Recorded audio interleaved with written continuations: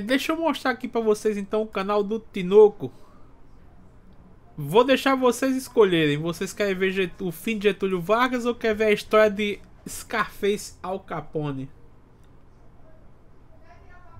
Vou deixar vocês escolherem. Getúlio Vargas ou Al Capone?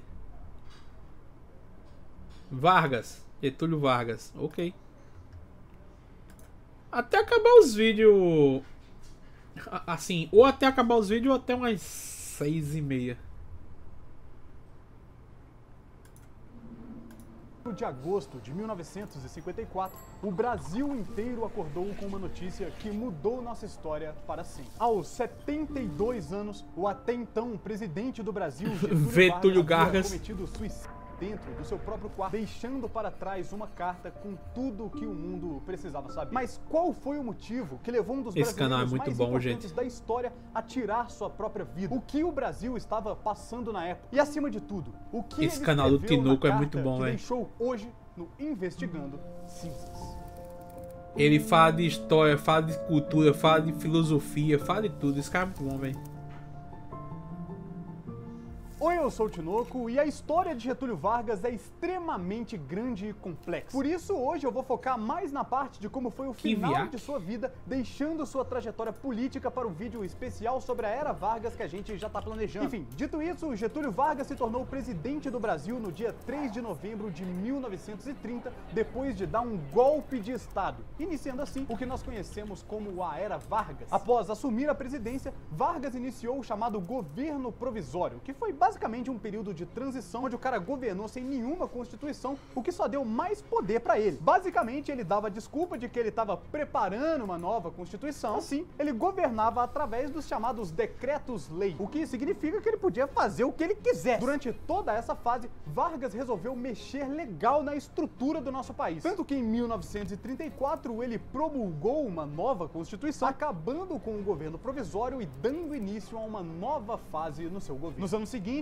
Vargas continuou a implementar importantes políticas de modernização e direitos trabalhistas, ganhando o apoio principalmente das massas urbanas. Ele incentivou a industrialização, melhorou as condições de vida e de trabalho, investiu na educação e na saúde pública, além de valorizar os elementos da cultura popular. Só que nesse momento, o mundo ocidental estava passando por um grande medo, que eu vou falar até baixo aqui para não assustar uma galera. Eles estavam com medo do comunismo. Em 1937, Vargas alegou que os comunistas iam destruir o país e atacar todo mundo. Caramba! E isso abriu brecha para ele dar o golpe do Estado Novo, onde ele fechou o Congresso e instaurou uma ditadura. Esse período, conhecido como Estado Novo, durou até 1945, com o final da Segunda Guerra Mundial. Nesse momento, a democracia voltou a ser muito bem vista, com o fim dos tiranos que estavam no poder por toda a Europa. Assim, Vargas foi forçado a renunciar pelos militares, encerrando o período do Estado Novo e dando início à redemocratização do país. É uma história, assim, a história do Brasil é tranquilinha, né? Coisa boa. Depois de tudo isso, Getúlio aceitou apoiar o presidente Eurico Gaspar Dutra, em troca de não sofrer punições pelo que ele tinha feito. Dutra venceu a presidência e Vargas foi eleito senador pelo Rio Grande do Sul. Só que, com o tempo, os dois foram se afastando e uma parte da população começou a pedir a volta do Vargas. Nessa época, o Brasil vivia uma grande transição para a democracia, com eleições diretas e maior liberdade política. Aí o Getúlio olhou para tudo isso e pensou, bom, se a gente tá numa democracia, então eu vou me candidatar, vai fazer o quê? Durante a campanha, Vargas reforçou suas promessas de proteção aos trabalhadores, com destaque para a manutenção dos direitos trabalhistas e a ampliação da industrialização. Seu slogan de campanha era "O petróleo é nosso", que se referia à posterior mobilização em torno da exploração das reservas de petróleo brasileiras e da criação da Petrobras, uma de suas promessas de governo. Isso atraía setores nacionalistas. Caramba, não sabia que o Petrobras era tão antiga assim, não. Independência econômica e controle sobre recursos naturais. Mas a sua galinha de ovos de ouro era justamente o populismo e sua proximidade com as massas, que foram fundamentais para conseguir o apoio popular, contrastando com a imagem de um sistema político ainda marcado por elites e oligarquias. Com sua campanha, Vargas obteve 48,7% dos votos válidos, enquanto seus principais adversários ficaram bem abaixo disso, marcando então seu retorno oficial à presidência. Mal sabia ele que tudo isso representava o final de sua vida. Que doideira, velho!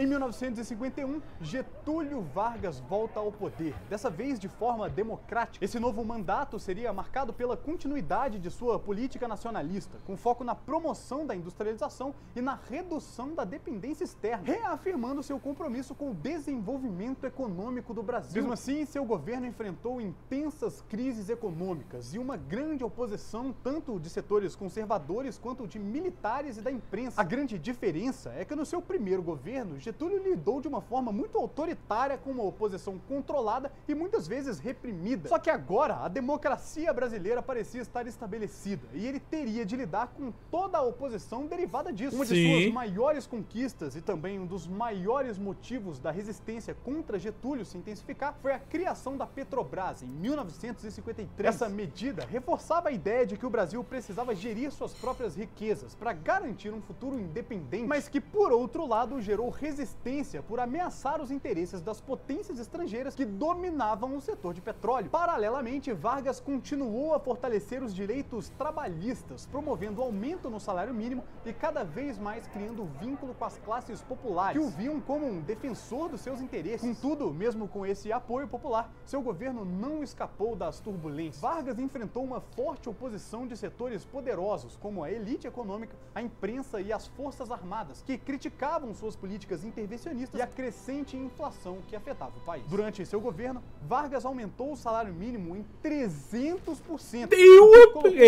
Todos os empresários contra ele. Esse cenário de crescente instabilidade colocava Vargas em uma situação cada vez mais delicada, sua base política fragmentada e a pressão externa aumentando a cada dia. Em meio à crescente crise, Getúlio parecia alheio à turbulência que se avolumava ao seu redor. Aos 72 anos, ele estava visivelmente envelhecido e cansado. E foi enquanto o país atravessava uma das maiores crises de sua história que um evento gravíssimo... Quem não queria, morcego? Nos primeiros minutos do dia 5 de agosto de 1954, o jornalista Carlos Lacerda, conhecido como o maior opositor de Getúlio Vargas, sofreu um atentado quando chegava à sua residência na Rua Toneleiros, no Rio de Janeiro, em companhia de seu filho Sérgio e do major aviador Rubens Florentino Vaz. Carlos era abertamente contra o governo Vargas, chegando a acusá-lo de corrupção e de práticas comerciais predatórias, o que culminou em uma CPI em 53 para investigar esses esquemas todos. Toda essa crise motivou a abertura de um processo de impeachment contra Vargas, que foi recusado em 54, 40 dias antes do atentado. Na época, essas acusações deram origem à ideia de que o governo do Getúlio Vargas estava envolvido em um mar de lama. Por conta de tudo isso, quando Carlos sofreu o atentado, todos os olhares voltaram para Vargas, principalmente porque o jornalista sobreviveu, diferentemente do Major Vaz, que teve morte instantânea ao sofrer disparos no peito. Um tempo depois, Carlos Lacerda diz que acusa um só homem como responsável por esse crime. Este homem é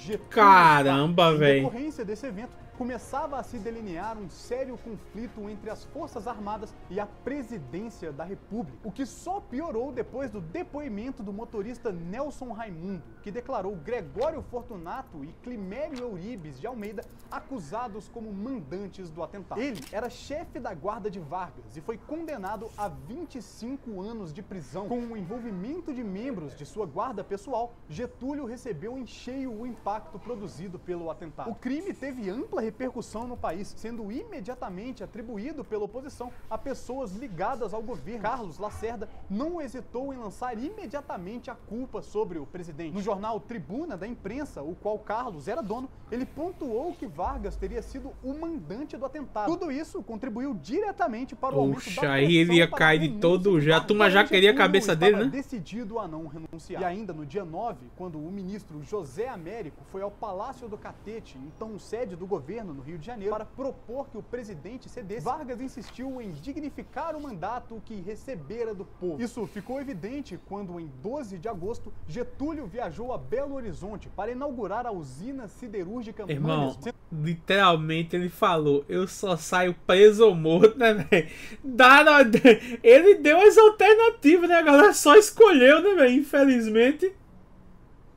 sendo recebido pelo então governador e futuro presidente Juscelino Kubitschek. Em seu discurso, Vargas respondeu às exigências de renúncia, afirmando o propósito de cumprir até o fim do mandato presidencial. Só que as coisas não pararam por aí. As investigações continuaram e logo no dia seguinte, em 13 de agosto, soldados da aeronáutica prenderam o mestre de obras Alcino João do Nascimento, que confessou ser o responsável pela morte do Major Vaz e pelo ferimento em Carlos Lacerda. Alcino revelou ter sido contratado por Climério para matar Lacerda com José Antônio Soares, sócio de Climério, atuando como intermediário. Ele também afirmou ter ouvido uma conversa em que Lutero Vargas, filho de Getúlio, foi citado como o mandante final do crime. Em resposta a esse envolvimento de pessoas ligadas ao presidente, em 22 de agosto, os brigadeiros do Rio de Janeiro, reunidos no Clube de Aeronáutica, aprovaram a proposta de exigir a renúncia de Getúlio Vargas, que recusou a exigência. Vargas decidiu discutir imediatamente o assunto com o Ministério na madrugada de 24 de agosto. Antes da reunião, o presidente fez registros em seu diário nos quais ele indica que não iria mais esperar o Ministério tomar alguma decisão sobre a situação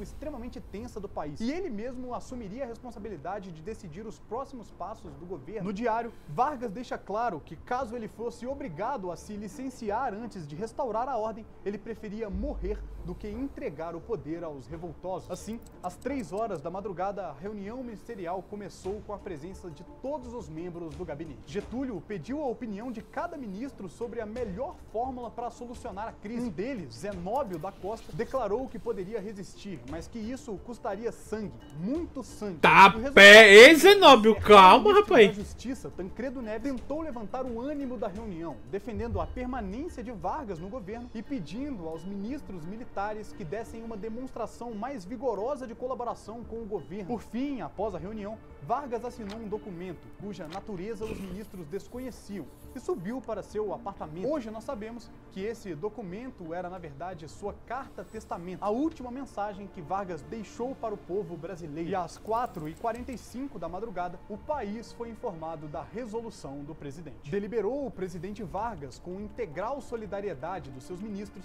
entrar em licença, passando o governo a seu substituto legal, desde que seja mantido a ordem, respeitado os poderes constituídos e honrado os compromissos solenemente assumidos perante a nação pelos oficiais generais das nossas Forças Armadas. Em caso contrário, persistirá inabalável no seu propósito de defender suas prerrogativas constitucionais, com o sacrifício, se necessário, de sua própria vida. Às 6h30 da manhã, todos já estavam cientes que o afastamento do presidente precisava ser definitivo. As primeiras notícias de que os generais haviam dado um ultimato a Vargas e estava tendo o apoio dos ministros de guerra chegaram ao Palácio do Catete às 7 horas. Benjamin Vargas comunicou ao irmão a decisão dos militares, que significava na prática sua deposição. Getúlio pediu ao irmão que verificasse a fonte de informação e pouco tempo depois, às 7h45, pediu a seu camareiro que chamasse novamente Benjamin. 20 minutos depois, Benjamin ainda não tinha voltado. E Getúlio saiu do quarto vestido apenas com um pijama, dirigindo-se para seu gabinete de trabalho. Quando retornou ao quarto, um dos mordomos do palácio notou que Vargas segurava algo pesado e volumoso no bolso do casaco do pijama. No quarto, permaneceu sozinho após ordenar ao camareiro que o deixasse descansar mais um pouco. Enfim, por volta das 8h30 da manhã,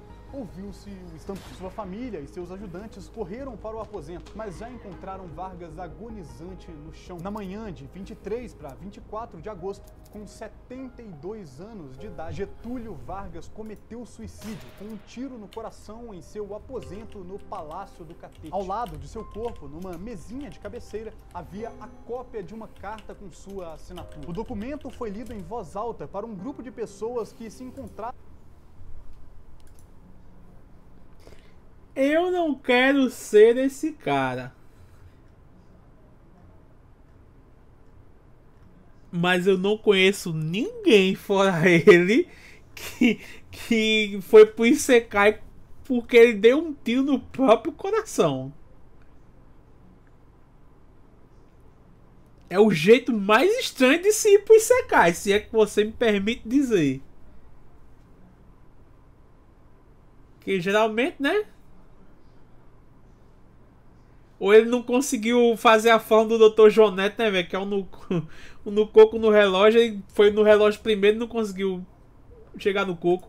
no Palácio do Catete e em seguida transmitido por telefone. Com certeza, Rio Shadow. Nacional. Antes das 9 da manhã, a mensagem começou a ser irradiada para todo o país. Deixo a sanha de meus inimigos, o legado de minha morte. Levo o pesar de não ter podido fazer por esse bom e generoso. Pode ser que... Ei! Mil que aí, viu, Vasco? Possa ser que ele realmente optou por levar no relógio pra quando tivesse o velório dele não ficasse feio, né? Realmente. Aí é uma autoestima do filho da peste, velho. Citados todo o bem que pretendia. A mentira, a calúnia, as mais torpes invencionices foram geradas pela malignidade de rancorosos e gratuitos inimigos, numa publicidade dirigida, sistemática e escandalosa. Acrescente-se na franqueza dos amigos que não defenderam nas posições que ocupavam a felonia de hipócritas e traidores a quem beneficiei com honras e mercês, a insensibilidade moral de sicários que entreguei à justiça, contribuindo todos para criar um falso ambiente na opinião pública do país. Desculpa. Se a simples renúncia ao posto a que fui levado pelo sufrágio do povo me permitisse viver esquecido e tranquilo no chão da pátria, de bom grado renunciaria. Mas tal renúncia daria apenas ensejo para com mais fúria perseguirem-me e humilharem. Querem destruir-me a qualquer preço. Tornei-me perigoso aos poderosos do dia e às castas privilegiadas. Velho e cansado, preferi ir prestar contas ao Senhor, não dos crimes que não cometi, mas de poderosos interesses que contrariei. Ora, porque se opunham aos próprios interesses nacionais, ora porque exploravam impiedosamente aos pobres e aos humildes. Só Deus sabe das minhas amarguras e sofrimentos. Que o sangue do inocente sirva para aplacar a ira dos fariseus. Agradeço aos que de perto ou de longe me trouxeram o conforto de sua amizade. A resposta do povo virá mais tarde. Além de sua carta por escrito, Getúlio também deixou uma nota de sua datilografada e mais extensa, que foi lida de maneira emocionante por João Goulart em seu enterro. Nessa nota, Vargas expressa um sentimento de martírio e defesa fervorosa do povo brasileiro, especialmente dos mais humildes. Ele descreve como foi alvo de forças e interesses poderosos, tanto nacionais quanto internacionais, que caluniaram e obstruíram seus esforços para libertar o Brasil da exploração econômica e social. Vargas afirma que sempre lutou pela justiça social e pela independência econômica do país, enfrentando pressões incessantes e fraudes, enquanto tentava proteger a economia brasileira e os trabalhadores. Por fim, ele finaliza a carta dizendo que, serenamente, dou o primeiro passo no caminho da eternidade e saio da vida para entrar na história. Pai. Muita vontade Logo não. após a divulgação da morte de Vargas e do conteúdo de sua carta, o Brasil mergulhou em um período de comoção e revolta. No Rio de Janeiro, as sedes dos jornais O Globo e Tribuna da Imprensa e do Rádio Globo foram atacadas e 2 caminhões de entrega foram incendiados. Tanto que, na época, esse momento ficou conhecido como o Carnaval da Tristeza. Em São Paulo, milhares de operários entraram em greve e cerca de 20 mil pessoas tentaram depredar o prédio dos Diários Associados, sendo impedidas pela polícia. Em Porto Alegre, sedes de jornais antivarguistas e da Rádio Farroupilha foram incendiadas e o consulado dos Estados Unidos foi atacado. Manifestações similares aconteceram em Belo Horizonte e Recife. Enquanto isso, o vice-presidente Café Filho assumiu o poder na madrugada de 24 de agosto, logo após o suicídio de Vargas, prestando juramento ao Palácio das Laranjeiras praticamente vazio. Ao assumir o poder, Café Filho encontrou um país cuja vida política havia sido profundamente marcada pelo suicídio de Vargas. Após meses de pressão sobre o sucessor de Getúlio, a oposição viu-se obrigada a recuar frente às dimensões da reação popular. Vargas foi pioneiro na propaganda pessoal em larga escala e é frequentemente considerado o criador do populismo no Brasil, de forma que essa política continuou mesmo depois de sua morte. Aqui é bom dar um disclaimer de que essa visão de Vargas como um populista é vista hoje como muito simplista, já que passa a ideia de que Vargas enganava as massas trabalhadoras. Hoje o termo mais aceito para descrever o governo dele é trabalhismo, fazendo referência a toda uma legislação trabalhista inédita para a época, além de uma política de valorização cultural do trabalhador e do trabalho. Tanto é que entre os anos de 1946 e 1964, o populismo tomaria impulso no Brasil,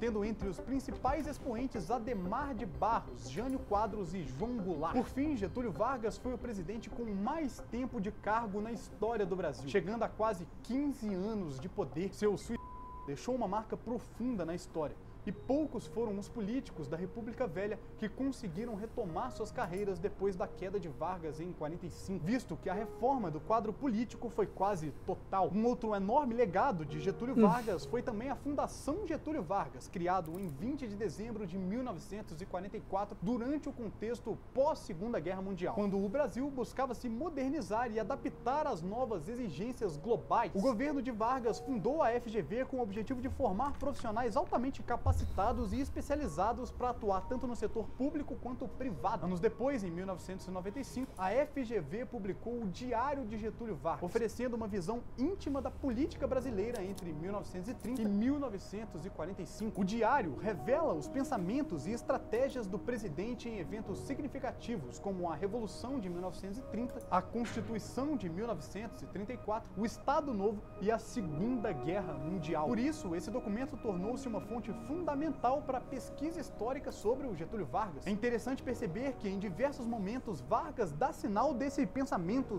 Esse vídeo não tem nenhum intuito de glamorizar o suicídio de Vargas. Hoje, felizmente, nós temos muitas formas de lidar com esse problema que aflige a sociedade atual. Se você já pensou nisso ou conhece alguém que já pensou, por favor, busque ajuda psicológica ou psiquiátrica. No Brasil, você pode ligar 188 para o Centro de Valorização da Vida, disponível 24 horas por dia, que vai te ajudar a passar por isso.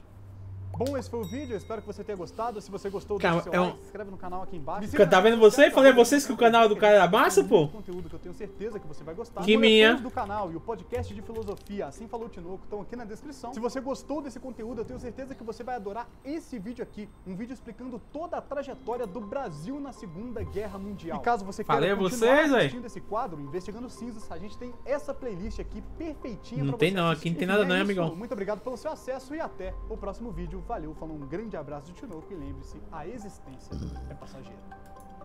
Meu irmão, é assim, dado o que ele falou, né, velho? Ele conseguiu, querendo ou não, assim, por mais que ele deva ter feito coisas que... Deva não, ele fez, né?